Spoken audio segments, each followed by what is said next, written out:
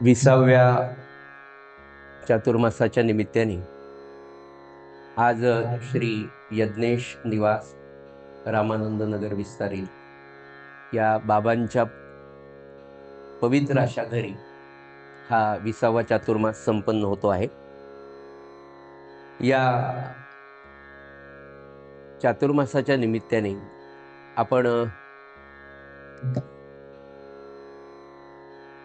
16व्या चातुर्मासामध्ये 2019 साली नाही loose connection आहे।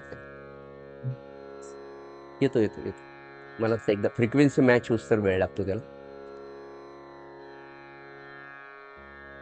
तर 2019 साली आपण श्री असं करतो पद्माकर कुलकर्णींकडे नाथ महाराजांच्या एकनाथी भागवताला सुरुवात केली होती। आपण सर्व खरोखर भाग्यवान याच्यासाठी आहो की गेली 20 वर्ष एखादा संकल्प राबवणं किंवा सुरू राहणं हे मानवी कार्य असू शकत नाही।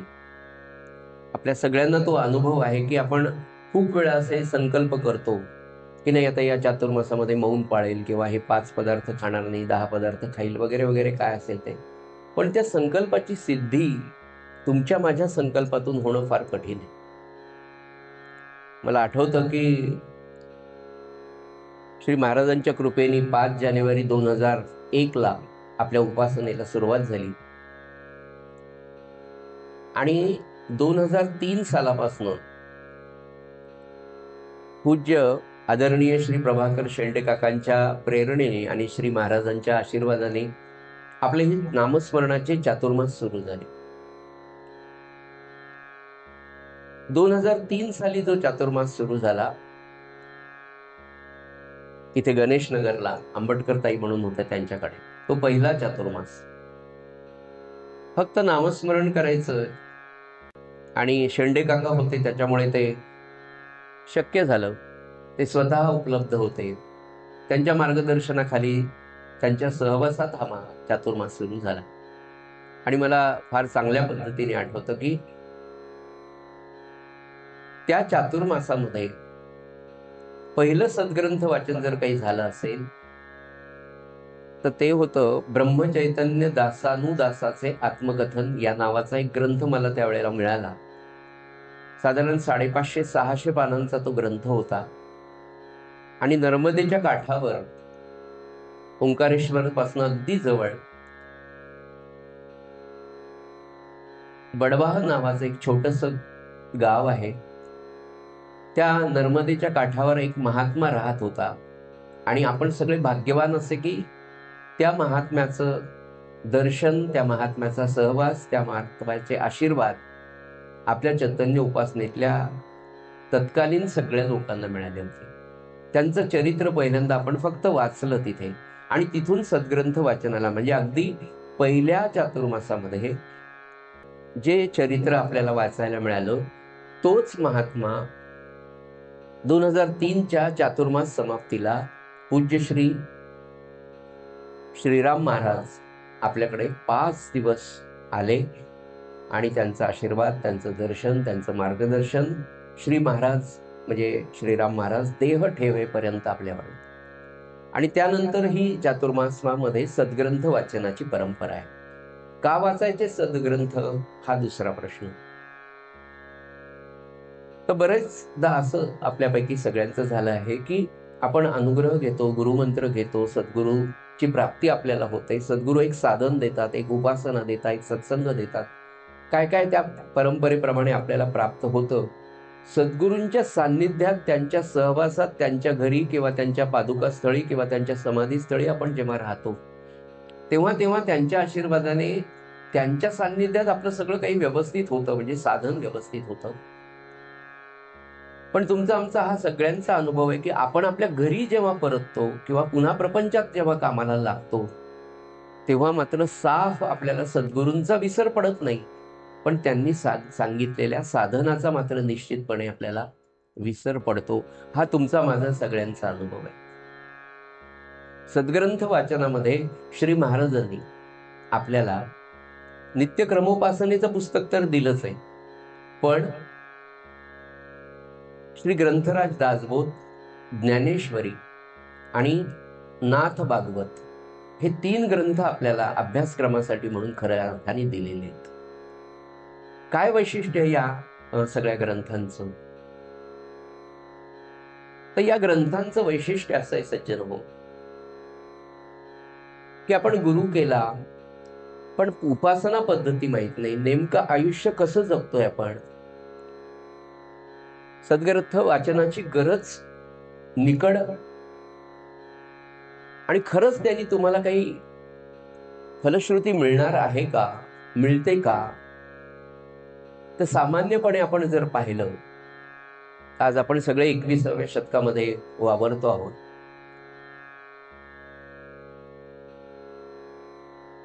भारतीय तत्वज्ञानाचा जर थोडासा आपण विचार केला, आणि त्याही पेक्षा मी असं म्हणेल की तत्वज्ञान वाचायला कोणाला वेळ आहे, कोण कुठे वाचतं, आणि आजकाल तर वाचन संस्कृती जवळपास संपलेलीच आहे असं जेव्हा आपण पाहतो, तर या 21व्या शतकात किंवा मी असं म्हणेल की मानवी जीवनात भौतिक सुखोपयोगितेचा अतिरेकीपणा झालेला आहे. अशा या कॉम्प्युटराइज्ड जगामध्ये, इंटरनेटच्या जगामध्ये मानवी जीवनाचे 2 भाग आपल्याला पाहायला मिळतात. एक पहिला भाग, मानवी जीवनाचे 2 अंग आहेत. ते 2 अंग आहेत, एक बहिरंग आणि एक अंतरंग. या बहिरंगामध्ये हे जे दृश्य आपल्याला दिसतं, हे जे दृश्य विश्व आपण आपल्या डोळ्यांनी पाहतो, या चर्मचक्षूंनी पाहतो, हे आणि हे दृश्य विश्व स्थूल आहे. आणि या दृश्य विश्वाला, या स्थूल विश्वाला त्याचं ज्ञान करून घेणं तसं फार सोपं आहे. दुसरं जे अंतरंग आहे, हे अंतरंग मात्र अदृश्य आहे आणि फार सूक्ष्म आहे. आता या बहिरंगाचा जेव्हा आपण विचार करतो, तेव्हा मी तुम्हाला असं म्हणेन की त्या बहिरंगाला सुखलोलुपतेकडे, आपल्या सुखासीनतेला मदत करणारे शास्त्रज्ञ आहेत, राजकीय मंडळी आहेत, की हे सगळं इन्फ्रास्ट्रक्चर ते बदलून टाकतात. शास्त्रज्ञांनी इतक्या सुंदर सुंदर सोयी निर्माण केल्या, पण हे सगळं या देहाला सुख देणार आहे. बहिरंगाचा हा भाग आहे. अंतरंगाचा विचार करत असताना ते अदृश्य असलेलं, अतिशय सूक्ष्म असलेलं ते विश्व, तो अंतरंग, तो मात्र सुधारायचा असेल तर त्याच्यासाठी संतांची आणि सद्गुरूंचीच आवश्यकता आहे. दुसरं जर आपण पाहिलं तर तुमच्या माझ्या सहजतेने लक्षात येतंय की आज तुमच्या माझ्याकडे या 21व्या शतकामध्ये सगळ्या वस्तू भरपूर प्रमाणात आहे. तरीही मानवी जीवनाकडे पाहताना असं लक्षात येतं की मनुष्य हा अतृप्त आहे, अशांत आहे, अस्थिर आहे, असमाधानी आहे, भीतीने, काळजीने ग्रासलेला आहे. लौकिक अर्थाने जेव्हा आपण पाहतो तर बालपणापेक्षा आजचं आपलं आयुष्य सुखासीनतेने भरलेलं आहे. मग हे सगळं भीती, अस्थिरता, अतृप्ती, असमाधान, काळजी, चिंता, रात्र झोप, गोळ्या घेऊन सुद्धा झोप लागत नाहीये, अशी अवस्था 21व्या शतकामध्ये आपल्याला पाहायला मिळते. आणि या अवस्थेमध्ये आपल्या या जीवाला जी ओढ आहे ती समाधानाची आहे. म्हणजे समाधान सोडून आपल्याला सगळं प्राप्त झालेलं आहे. तर याचं कारण काय आहे? तर सामान्य माणसाचं नवे प्रत्येक माणसाचं अंतरंग मात्र बिघडले. कितीही काळ पुढे गेला तरी मानवी जीवनातल्या त्याच्या वासना, ह्या कधीच कमी होणाऱ्या नाहीये, त्या अदृश्य आहेत. आणि त्या वासना तुम्हाला कायम अतृप्त ठेवत असतात. अशा या परिस्थितीमध्ये तुम्हा आम्हाला कुठल्याही वस्तूशिवाय, कुठल्याही परिस्थितीशिवाय, कुठल्याही पदार्थाशिवाय, कुठल्याही सुखसोयीशिवाय समाधान देणारं काही आहे का नाही, तर भारतीय तत्वज्ञान सांगतं, भारतीय संस्कृती असं सांगते की 100% तुम्हाला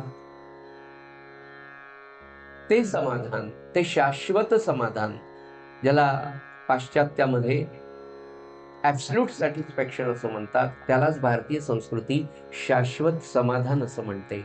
आणि ते शाश्वत समाधान प्राप्त होण्यासाठी वेगवेगळ्या संत महात्म्यांचं मार्गदर्शन, सद्गुरूंचं मार्गदर्शन, त्यांनी सांगितलेलं साधन आणि त्यांनी देह ठेवल्यानंतर त्यांच्या वाङ्मय रूपाने ते जे उरलेले आहेत, ते हे ग्रंथ तुम्हा आम्हाला निश्चितपणे शाश्वत समाधान देणारे आहेत. म्हणून आपल्या चातुर्मासामध्ये नवे आपल्या संस्कृतीतच चातुर्मासामध्ये कुठला तरी ग्रंथ वाचावा. म्हणजे त्याच्यासाठी चातुर्मास अशा पद्धतीनेच करायला पाहिजे असंही बंधन नाही.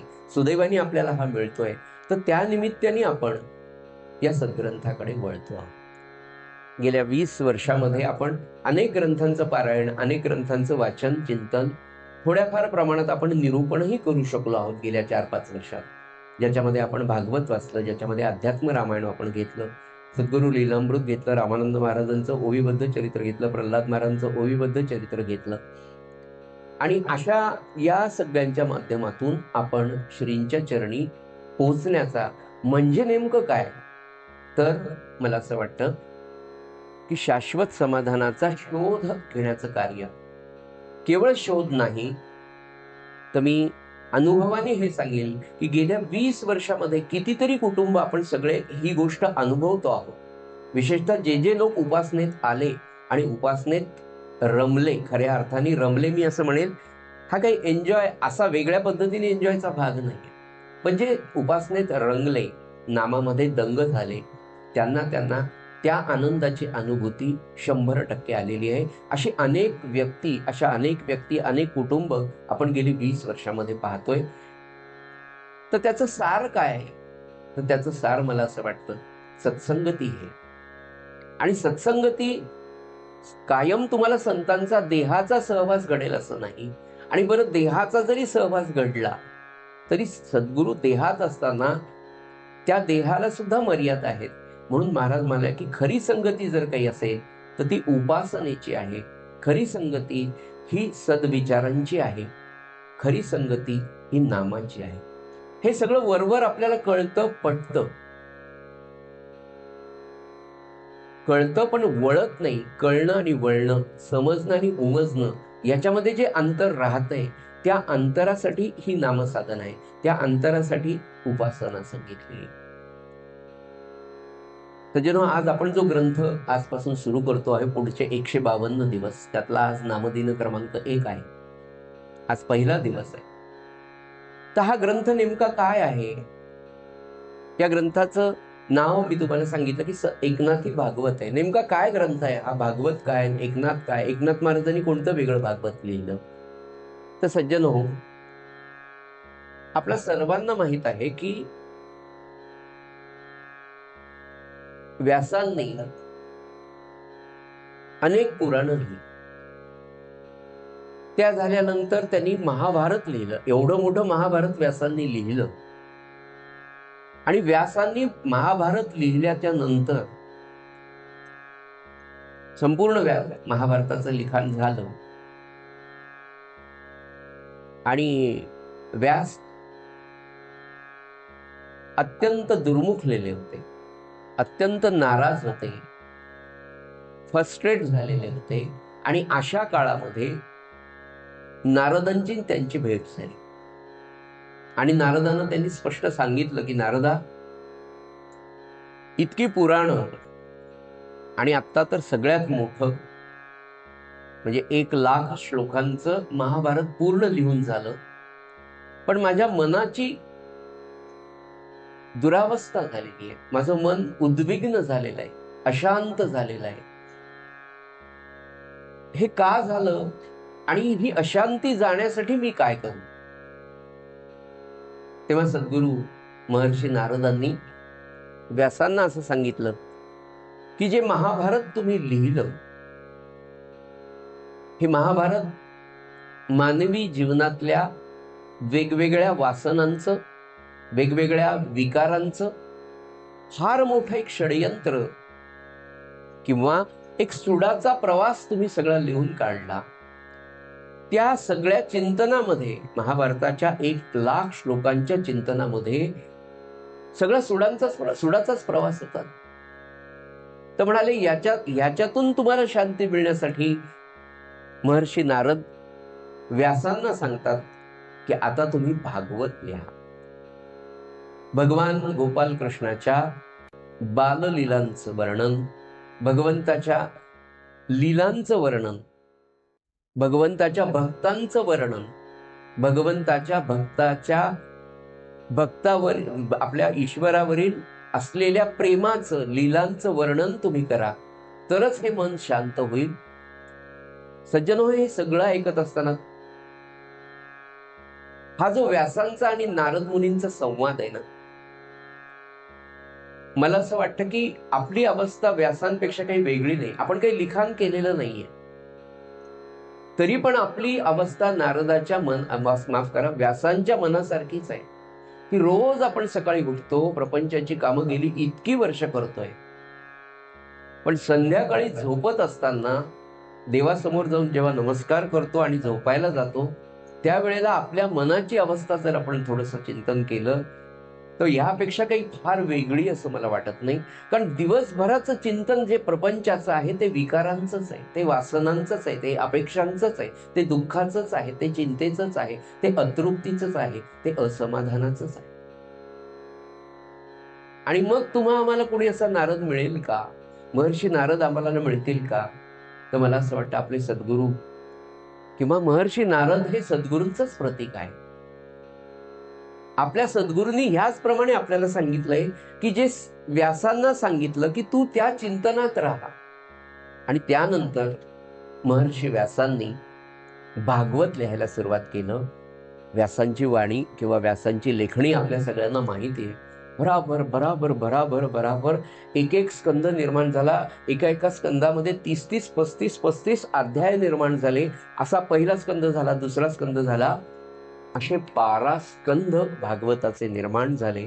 आणि त्या 12 स्कंदाच्या लिखाणामध्ये एवढं मोठं काव्य, जे सगळं भगवंताचं आणि भगवंताच्या भक्तांच्या लीलांचं, प्रेमाचं, भगवत भक्तीचं, सात्विकतेचं वर्णन व्यासांनी केलं. आणि सज्जन हो, जसं जसं हे लिखाण पुढे जात होतं तसे तसे व्यास अतिशय शांत होत होते, आनंदी होत होते. आणि तो आनंद व्यासांना मिळाला. असं हे जे श्रीमद भागवत आहे, या भागवतात वेगवेगळ्या स्कंदांमध्ये वेगवेगळ्या लीलांचं वर्णन भगवंताचं आहेच, पण त्या भागवतातला जर मेरुमणी काही असेल, त्यातलं जे भागवताचं खरं जर काही सार असेल, खरं अमृतपान जे असेल, जसं सद्गुरू लीलामृतामध्ये 7वा अध्याय हा अमृत घोटका म्हणून सांगितलाय, की त्याच्यामध्ये त्या सगळ्या चरित्राचं सार आहे. आणि सार म्हणजे काय नेमकं, तर महाराज काय होते, तर महाराज म्हणाले, मी देहात होतो तेव्हाही मी नव्हतो, आणि मी देहात नाही तरी पण मी आहे, कारण मी एका नामामध्ये आहे. हे जे नाम अमृत आहे, हा जो अमृताचा घुटका आहे, तो जसा सद्गुरू लीलामृताच्या 7व्या अध्यायामध्ये आपल्याला पाहायला मिळतो, तसं या सगळ्या भागवताचं सार जे आहे, त्या भागवताचं सार आहे 11 स्कंद. 11वा जो स्कंद आहे हा पूर्ण व्यासांनी संस्कृतामध्ये सांगितलाय. सगळं भागवत संस्कृतामध्ये आहे.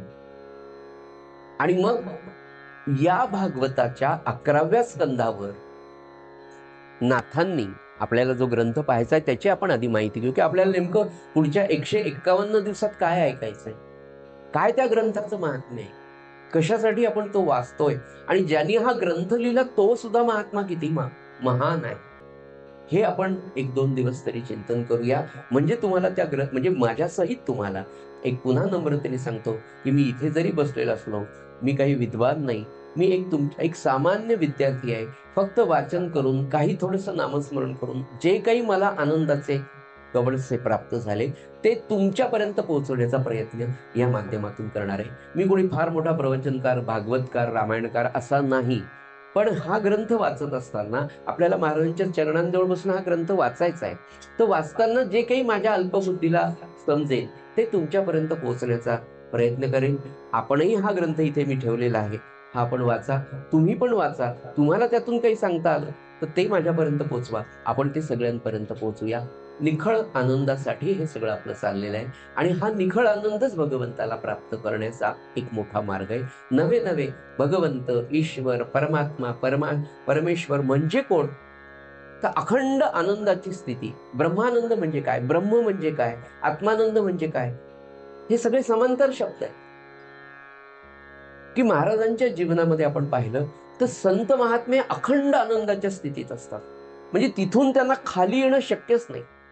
साधी गोष्ट आपण अनुभवतो की आपल्याकडे आपल्या आवडीचं काहीतरी असेल, समजा लग्न कार्य, तुमच्या अगदी प्रिय मुलाचं, प्रिय मुलीचं लग्न आहे, तर त्या काळात आपण इतक्या आनंदात असतो की कोणतीही निगेटिव्ह गोष्ट नवे नवे आपल्याला कोणाच्या मृत्यूची बातमी सुद्धा ऐकावीशी वाटत नाही.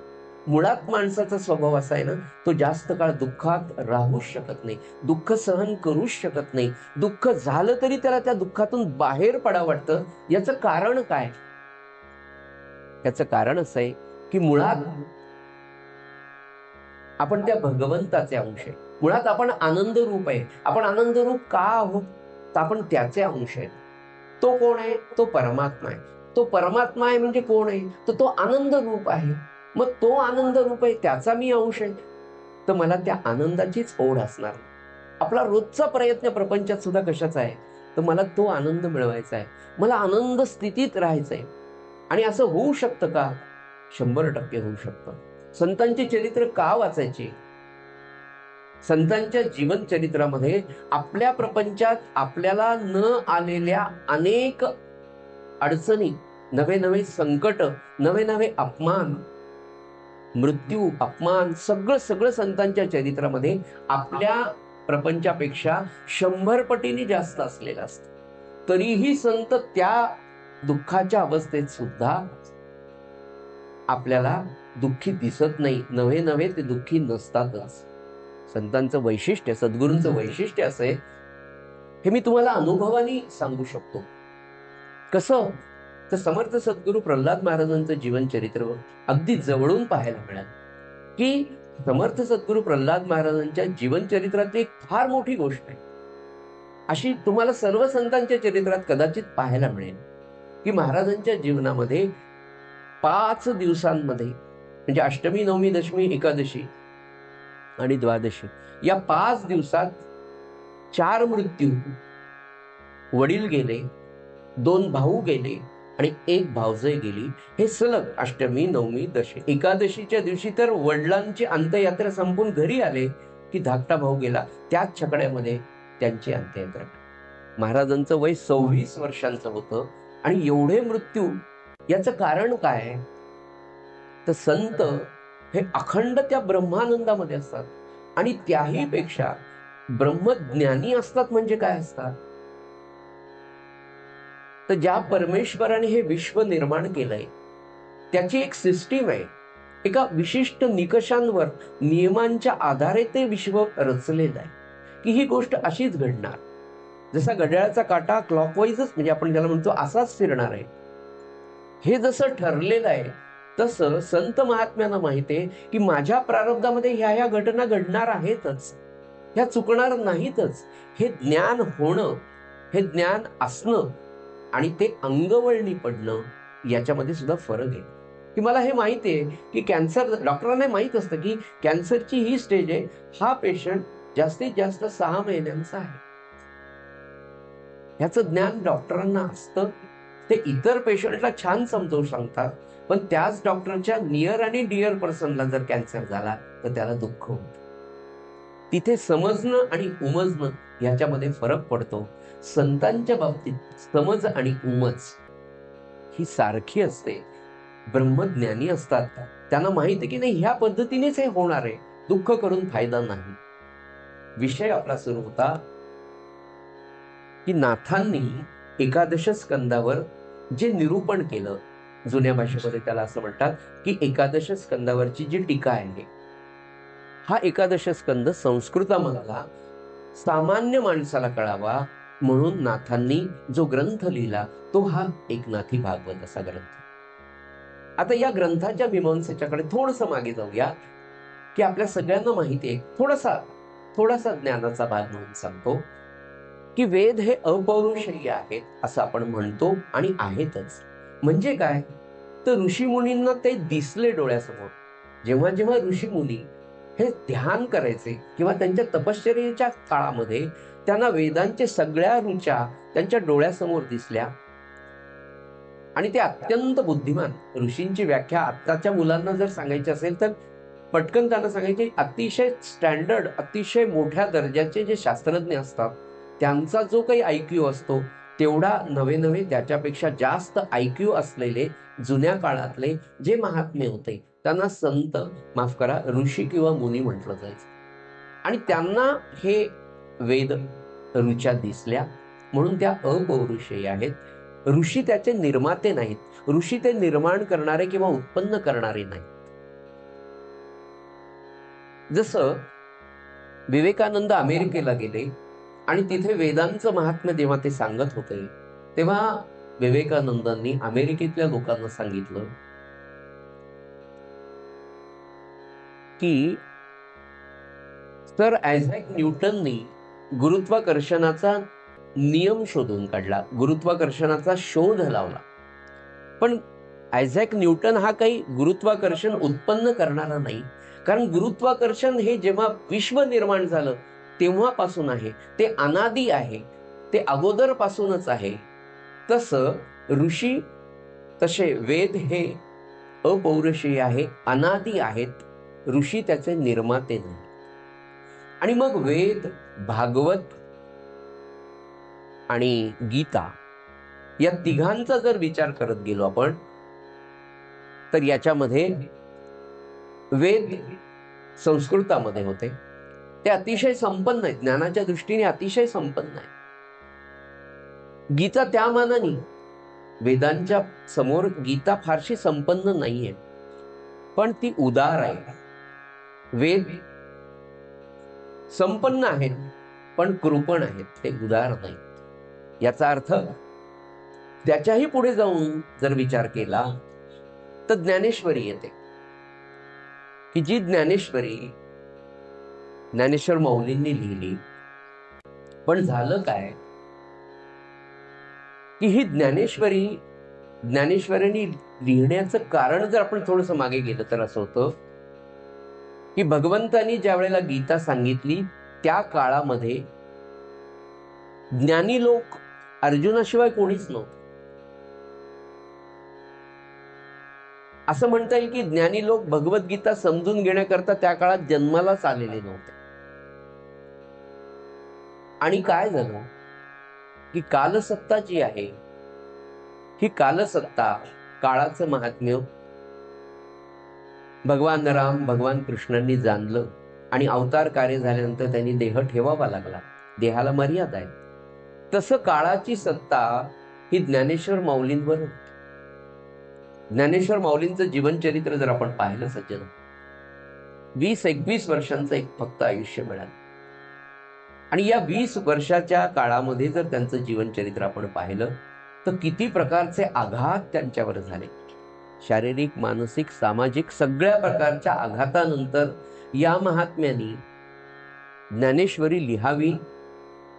याचं कारण काय असेल तर भगवान गोपाल कृष्णांचं सुद्धा काय झालं की त्यांनी गीता सांगितली ती संस्कृताच्या वेष्टनामध्ये होती. संस्कृत भाषा उच्च आहे, छान आहे, सगळं आहे, पण ती जनसामान्यापर्यंत पोहोचली नाही याची खंत भगवान गोपाल कृष्णांना सुद्धा राहिली. आणि ती किती वर्ष राहिली तर 4000 वर्ष राहिली. आणि 4000 वर्षानंतर मग भगवान गोपाल कृष्णांनी 13व्या शतकामध्ये माऊलीच्या रूपाने जन्म घेतला. आणि मग राहिलेलं गीतेतलं जे काही होतं की जे सोप्या भाषेमध्ये जनसामान्यापर्यंत पोहोचवता येईल. त्याचंही कारण असं होतं की जनसामान्यांना गीतेचं आकर्षण होतं, गीतेविषयी तळमळ होती. ती तळमळ ज्ञानेश्वर माऊलींनी ज्ञानेश्वरी लिहून ती तळमळ शांत केली. पण पुढे काय झालं की ज्ञानेश्वरांनी देह ठेवला. 20-21 वर्षांचं आयुष्य मिळालं. पण ज्ञानेश्वर माऊलींच्या बाबतीत सुद्धा अत्यंत अल्पायुषी ठरलेला हा महात्मा,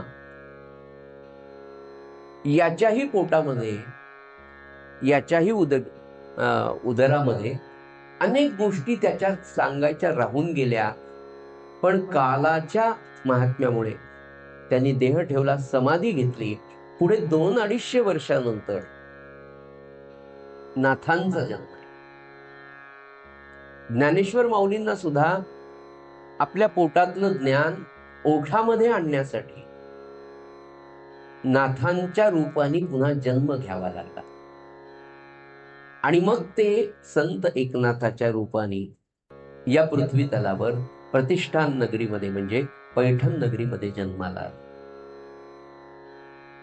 पुनश्च वासनेच्या पोटी जन्म घ्यावा लागे अनिक, अशी एक ओवी आहे. आणि याचं उदाहरण आपल्याला आपल्या महाराजांच्या जीवनचरित्रात पाहायला मिळतं. एक संत गुलाबराव महाराज म्हणून आपल्या सगळ्यांना माहित आहे की ज्ञानेश्वर कन्या म्हणून केवळ 33 वर्षांचं आयुष्य त्यांना, 34 वर्षांचं आयुष्य, 35 वर्षांचं आयुष्य ज्ञानेश्वर कन्या म्हणून त्यांना मिळालं.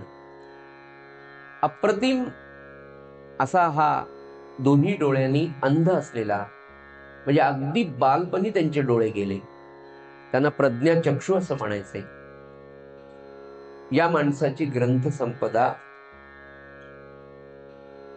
34 वर्षामध्ये माझ्या माहितीप्रमाणे 130 ग्रंथांचे, आणि त्या ग्रंथांची नावं सुद्धा इतकी अवघड की एका दमात ती आपल्याला वाचता येत नाही. दोन्ही डोळ्यांनी अंध असलेले संत गुलाबराव महाराज हे स्वतःला ज्ञानेश्वर कन्या म्हणून संबोधून घ्यायचे, मानायचे, त्या भावातच ते राहायचे.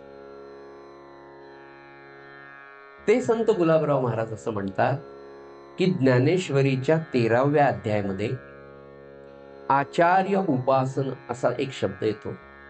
आचार्य म्हणजे सद्गुरू आणि उपासना म्हणजे त्यांची सेवा, गुरु सेवा या अर्थाने तो शब्द येतो. तर या आचार्य उपासन या एका शब्दावर ज्ञानेश्वर माऊलींनी इतक्या सुंदर ओव्या लिहिलेल्या आहेत सद्गुरूंवर.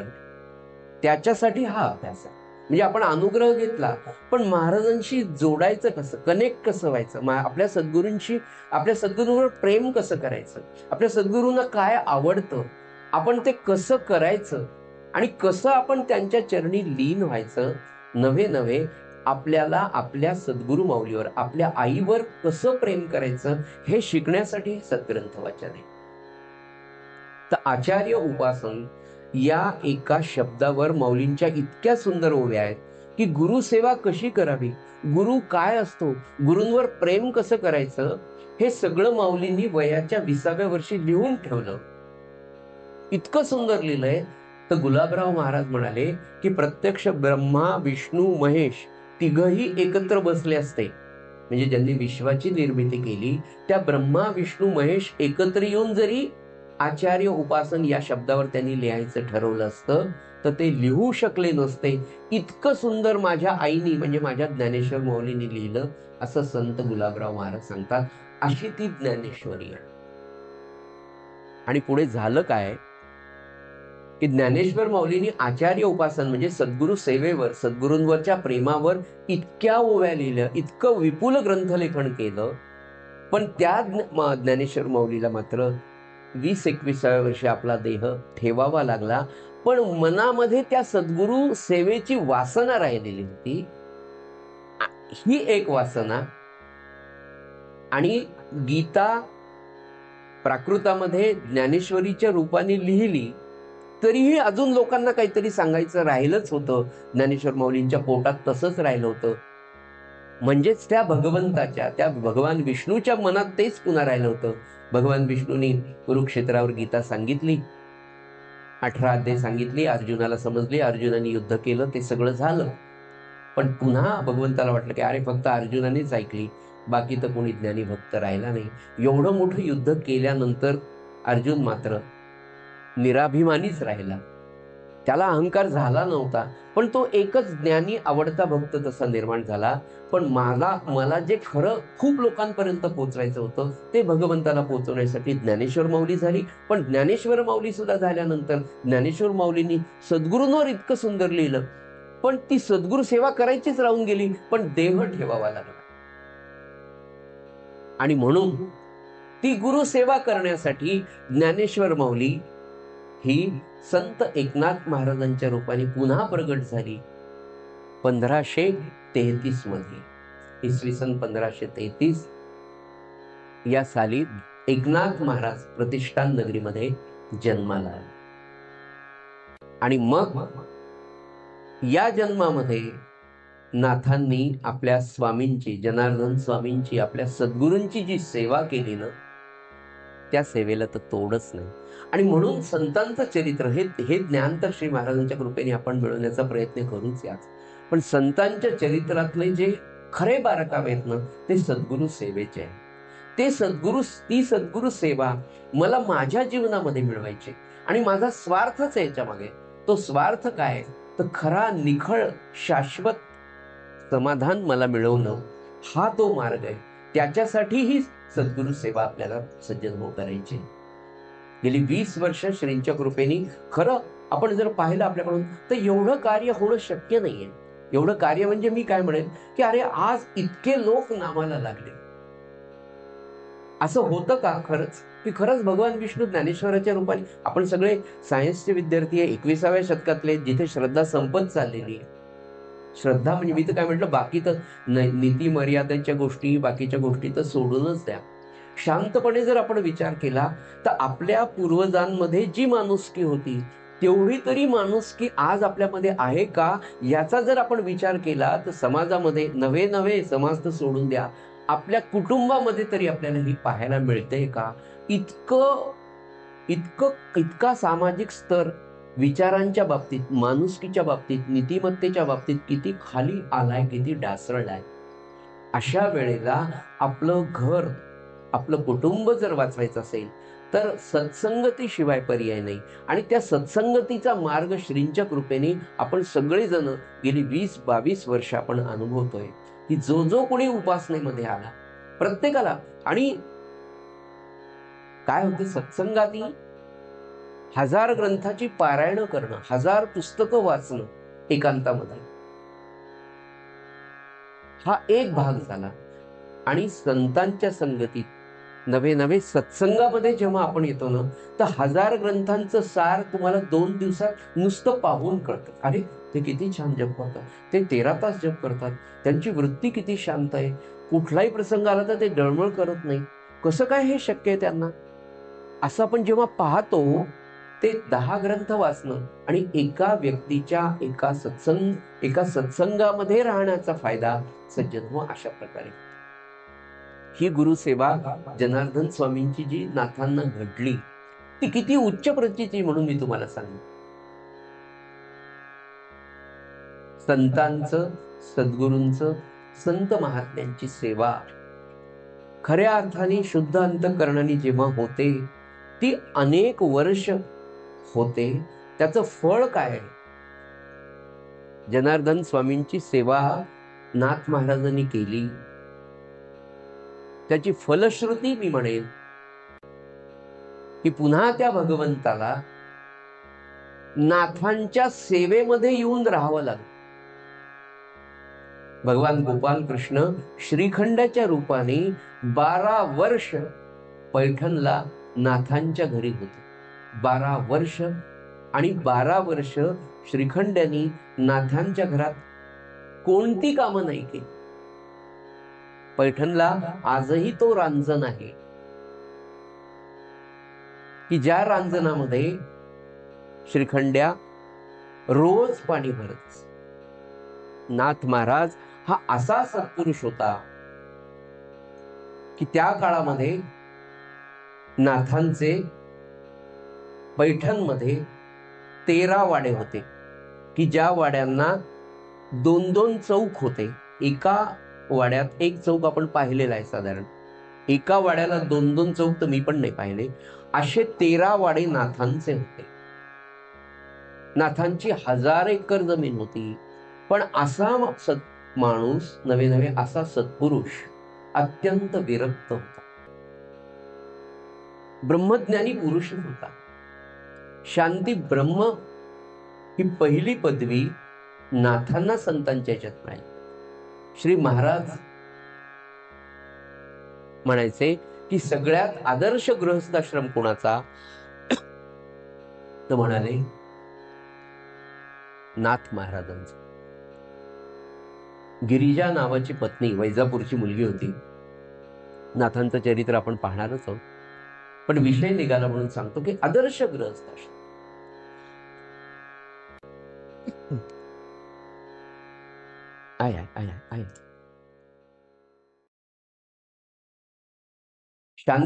शांती ब्रह्म म्हणजे काय, किती शांती असावी, पत्नी कशी असावी. नाथांच्या घरी भगवंताला रोज रोज पुरणाच्या पोळीचं नैवेद्य असायचं. आणि नाथांचं सत्वशील वागणं, सात्विक वागणं, परोपकारी वागणं, नाथांची विद्वत्ता, ह्या सगळ्या गोष्टी नाथांच्या पैठणमध्ये सर्वमान्य होत्या. अशा या सर्वमान्य पुरुषाला सुद्धा नावं ठेवणारी माणसं जगामध्ये असतात. विश्वाची निर्मिती जेव्हा झाली तेव्हा सत बरोबर असतही निर्माण झालं आणि ते कॉन्स्टंटली राहणारच आहे. तो निसर्गाचा नियमच आहे. तर एक ब्राह्मण, त्या काळी त्याला 200 रुपयाची गरज मुलीच्या लग्नासाठी, आणि म्हणून तो अनेकांकडे गेला, कोणी त्याला पैसे दिले नाही. पण नाथांचे निंदक जे होते ते म्हणाले तुला 200 रुपये पाहिजे का, तर ते म्हणाले हो मला गरज आहे. त्या काळामध्ये 200 रुपये त्या ब्राह्मणाला हवे होते.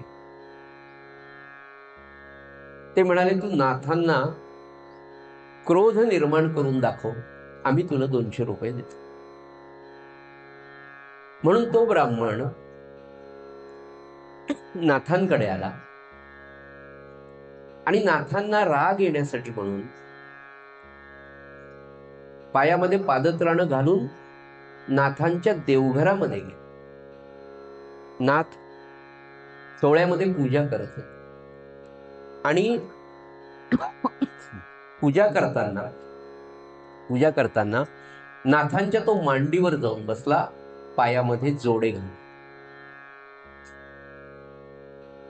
नाथ खऱ्या अर्थाने ब्रह्मज्ञानी पुरुष होता. म्हणजे नेमकं काय होता, तर ब्रह्मज्ञानी पुरुष याची वृत्ती आणि त्याची दृष्टी ही सगळ्या विश्वामध्ये तो भगवंत भरलेला आहे. चराचरामध्ये तो भरलेला आहे. नवे नवे प्रत्येक गोष्टीमध्ये रामरूप, ईश्वररूप पाहण्याची सवय त्या संताला असते. अशा त्या नाथांच्या असलेल्या वृत्तीला ब्रह्मज्ञानी वृत्ती असं म्हणतात. जोडे घालून तो माणूस आला. नाथांनी त्याला मांडीवर घेतलं आणि म्हणाले अरे वा, काय पाहिजे बाळा तुला. आता तिथे ते चिडले नाही. थोडं थांब म्हणले बाळा, आता आपण पूजा झाली की आपण देवाला नैवेद्य दाखवू. आणि म्हणाले बाळ, आज तुला पुरणाच्या पोळीचा नैवेद्य आहे बरं, तो प्रसाद घेतल्याशिवाय तू जाऊ नको. शांतपणे या घटनेकडे जर विचार करून पाहिलं तर आपल्याला किती राग येतो. आपल्या घरात जर कोणी चप्पल घालून आली तरी आपल्याला आवडत नाही. नाही, आपल्या घरात अंगणामध्ये जर रांगेमध्ये चप्पल नाही घातली तर मला राग येतो. इतका अहंकार आपल्याला असतो. तिथे नाथांच्या मांडीवर हा जाऊन बसतो. नाथ महाराज म्हणाले बाळा पूजा होऊ दे, आज प्रसाद घेतल्याशिवाय जाऊ नको बरं. तो ब्राह्मण आहे, त्याला 200 रुपये पाहिजे होते, त्याच्यासाठी त्याला ते करणं भाग होत. तो उतरला, खाली बसला. नाथांची पूजा झाली, नैवेद्य झाला, आरती झाली. नाथ सोहळ्यामध्ये होते आणि त्याला म्हणले, बाळा चल. पाठ मांडला, स्वतःच्या बाजूला नाथांनी त्यांना बसवलं आणि गिरजा माता वाढायला आल्या, सोहळ्यामध्ये वाढायला आल्या. पुरणाच्या पोळीचा बेत रोजच होता. गरम गरम तव्यावरची पुरणाची पोळी घेऊन त्या ब्राह्मणाला वाढायला आले. तेवढ्यात हा ब्राह्मण उठला आणि सोहळ्यामध्ये असलेल्या गिरजाबाईंच्या, नऊवारी पातळ नेसलेल्या गिरजाबाईंच्या पाठीवर जाऊन बसला. तेव्हा नाथांनी जेवताना फक्त असं पाहिलं, म्हणाले, गिरिजे, ब्राह्मण पडेल बरं, त्याला पडू देऊ नकोस. मला तुम्हाला सांगायचं काय, नाथांचं एक वाक्य आहे. शांती ब्रह्म नावाची एक सुंदर कादंबरी लीला गोळेताईंनी लिहिली. लीला गोळेंचं वय आता जवळपास 96-97 वर्षांचं आहे. 16-17 कादंबऱ्या गोळेंनी संतांवर लिहिले. नरसिंह मेहता आहे, तुकाराम महाराज आहे, आपल्या ब्रह्मचैतन्य महाराजांवर सुद्धा नामयोगी नावाची त्यांनी आत्ता कादंबरी लिहिलेली गेल्या 10 वर्षांपूर्वी. फार सुंदर लिहितात त्यांनी. शांती ब्रह्म लिहिलेले नाथांवर, ती तुम्ही वाचा. तर त्याच्यामध्ये त्या असं म्हणाल्या, ते नाही, महाराजांनी सांगितलंय. महाराज म्हणाले की नाथ महाराज असं म्हणायचे की माझा प्रपंच आणि माझा परमार्थ, विशेषतः माझा परमार्थ माझ्या गिरजेमुळे चांगला. एवढा मोठा ब्रह्मज्ञानी पुरुष, पण तो गृहस्थाश्रमी संत आहे. तो काय म्हणतो, तर माझा परमार्थ गिरजेमुळे साधल्या गेला. तर गिरिजा माता कशा होत्या, तर जेव्हा नाथ महाराज म्हणतात, अगं सांभाळून ते ब्राह्मण खाली पडतील बरं, त्यांना पडू देऊ नकोस, तेव्हा गिरिजा माऊली म्हणाली, अहो असं काय करता, मला काय सवय नाही हरीला पाठीवर घेऊन वाढायची. केवढी दृष्टी निकोप असू शकते संतांची चरित्र. आपली दृष्टी कशी आहे, म्हणजे मी व्यक्तिगत बोलतोय, जेव्हा काही बोलतो ते मी व्यक्तिगत बोलतो, आपल्यासाठी नाही. आपली दृष्टी म्हणजे माझी दृष्टी किती निकोप असायला हवी याचा आदर्श पाहण्यासाठी तर माझ्यासमोर काही पाहिजे. ते संतांच्या चरित्रात आहे. बरं, ह्या कथा सत्य आहेत, असत्य बिलकुल नाही. भारतीय तत्वज्ञानाइतकं, भारतीय पुराणांइतकी अतिशय व्यवस्थित माहिती जगातल्या कुठल्याही साहित्यामध्ये, नवे नवे कुठल्याही धर्मामध्ये नाहीये. आजही तुम्ही महाभारत पाहिलं तर महाभारतातल्या भगवान गोपालकृष्णांच्या नातवांची जरी नावं पाहिली तर किती सुंदर आहेत आणि ती किती व्यवस्थितपणे आपल्याला दिली. इतकी सुंदर माहिती जगातल्या कुठल्याही धर्मामध्ये नाही. तेव्हा गिरिजा माता म्हणाल्या, अहो मला हरीला पाठीवर घेऊन वाढायची सवय आहेच ना, मी त्यांना कसं पडू देईल. शेवटी तो ब्राह्मण लाजला, पश्चाताप झाला. नाथांना, गिरिजा मातेला त्यांनी साष्टांग नमस्कार घातला. म्हणाले, नाथ म्हणाले, अरे नको नको नको. नाथांनी त्यांना दक्षिणा दिली, घरी ठेवून घेतलं आणि पुनश्च दक्षिणे व्यतिरिक्त त्यांना 200 रुपये दिले आणि त्यांची रवानगी गेली. असं हे शांती ब्रह्म असलेला हा महात्मा, त्यांनी एकादश स्कंदावर जी टीका लिहिलेली आहे, तो हा एकनाथी भागवत नावाचा ग्रंथ आहे, तो आपल्याला पाहायचा आहे. पण नाथांची परंपरा, नाथांसारखा संत ज्या घरामध्ये जन्माला आला, त्या नाथांचं कुळ किती सुंदर असेल. शुद्ध बीजाचे पोटी फळे रसाळ गोमटी, असं जेव्हा तुकाराम महाराज म्हणतात. अहो साधं एखादं कार्य करायचं असेल, साधं झाड तुम्हाला लावायचं असेल आणि ते जर चांगलं यावं वाटत असेल तर चांगली माती आणणं, खत घालणं, उत्तम प्रकारचं बी किंवा रोप आणणं, त्याची मशागत करणं आणि त्यानंतर विशिष्ट काळानंतर त्याला फुलं किंवा फळं लागण्याची शक्यता असते. पण त्याच्यासाठी उत्तम बीज आणि मशागतीची जशी सामान्य प्रापंचिक जीवनामध्ये गरज आहे, तर संत सज्जन हो, एखादा संत महात्मा एवढं महान कार्य करणारा, एकच मी आज तुम्हाला फक्त गोष्ट सांगितली, पण हे नाथांचं चरित्र आहे. एवढं शांत माणूस, सामान्य संतांची चरित्र किंवा श्रीरामाचं किंवा भगवंताचं चिंतन का करायचं. वाल्मिकी रामायणाचं फार सुंदर एक उदाहरण आहे की वाल्मिकींनी जो राम सांगितलाय ना, तो त्यांनी दशरथ पुत्र राम मनुष्य म्हणूनच दाखवला. पण तो मनुष्य नरक करणी करे तो नरका नारायण होवे, असं जे म्हटलं जातं ना, की सद्गुणांचा परमोच्च बिंदू ज्या मानवी जीवनामध्ये आपल्याला पाहायला मिळतो ते मानवी जीवन रामरायांचं आहे, म्हणून तो वंदनीय आहे. आणि तेच आपण करू शकतो म्हणून वाल्मिकी रामायणाचं महात्म्य किंवा मूळ रामायण हे त्याच्यासाठी पाहायला जातं. जाता जाता फक्त एकदाच सांगतो की असं होईल का, भगवान गोपालकृष्णाचे ज्ञानेश्वरांचे नाथ असं होऊ शकतं का? तर गोंदवलेकर महाराज आत्ता 1845 ते 1913चा काळ आहे.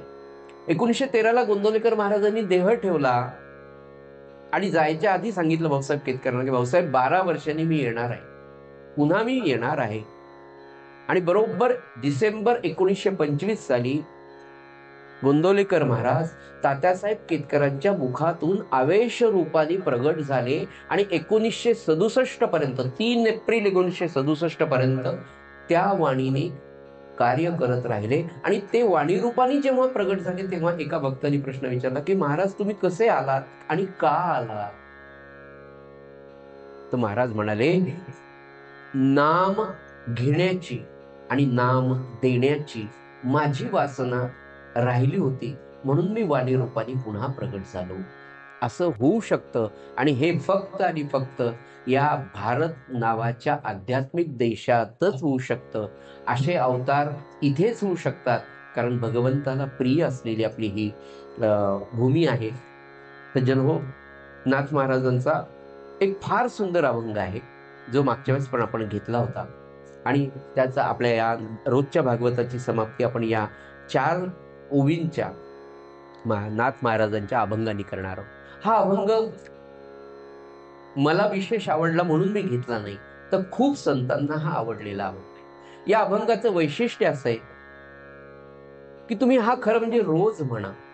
विशेषतः तुम्ही ज्या वेळेला फ्रस्ट्रेट व्हाल, ज्या वेळेला तुम्हाला उद्विग्नता येते, तुम्हाला करमत नाही, तुम्हाला भीती, काळजी, चिंता, माझ्याच वाट्याला हे का असं आलं, असं जेव्हा केव्हा कधी कधी माणसाच्या आयुष्यात होतं ना, त्यावेळेला हा अभंग आपल्याला खूप धीर देतो. हा नाथांनी लिहिलेला अभंग आहे आणि हा नाथांच्या जीवनचरित्राशी निगडीत आहे. नवे नवे सामान्य प्रत्येक प्रापंचिकाच्या जीवनाला लागू असलेला अभंग आहे. तो अभंग आपण रोज म्हणणार आहोत आणि आपल्या रोजच्या नाथ भागवताची सांगता आपण त्यांनी करणार आहोत. श्रीराम. आवडीने भावे हरिनाम घेसी, आवडीने भावे हरिनाम घेसी, तुझी चिंता त्यासी सर्व आहे, सर्व आहे, आवडीने भावे. नको खेद करू कोणत्या गोष्टींचा, नको खेद करू कोणत्या गोष्टींचा, पती लक्ष्मीचा जाणतसे, जाणतसे, आवडीने भावे. सकल जीवांचा करीतो सांभाळ, सकल जीवांचा करीतो सांभाळ, तुझ मोकलील ऐसे नाही, ऐसे नाही, आवडीने भावे. जैसी स्थिती आहे तैशा परी राहे, जैसी स्थिती आहे तैशा परी राहे, कवतुक पाहे संचिताचे, संचिताचे,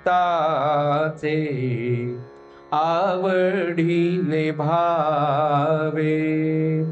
एका जनार्दनी भोग प्रारब्धाचा एका जनार्दनी भोग प्रारब्धाचा हरी कृपे त्याचा नाश आहे नाश आहे आवडीने भावे हरिनाम घेसी तुझी चिंता त्यासी सर्व आहे सर्व आहे आवडीने भावे आवडीने भावे आवडीने भावे.